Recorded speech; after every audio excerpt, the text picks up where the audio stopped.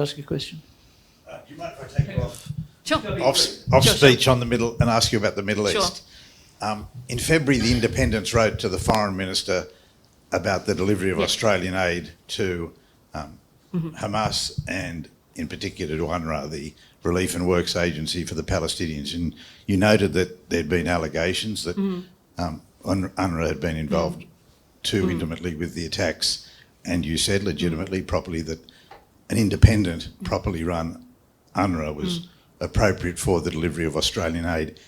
In the months that have followed, 10 months since then, what have you seen, and Australian aid has continued, what have you seen that's satisfied yourself that Australian aid to UNRWA is being properly delivered in the best interests of them and the Australian taxpayer?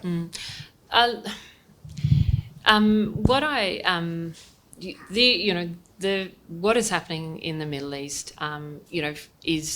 has been, I think, one of the hardest issues for my community to deal with. I have a very big Jewish community who have had an incredibly difficult time over the last year because of the atrocities on October 7 and the lives lost and and the impact on Israel. It has also been absolutely devastating on Palestinian civilians as well. And so for me, this approach has been, how do you get aid into those people who need it most? So, my kind of perspective was, when I sort of broke back to in February has always been, what are the institutions that best deliver that aid? If we can avoid, sort of UNRWA, then we should.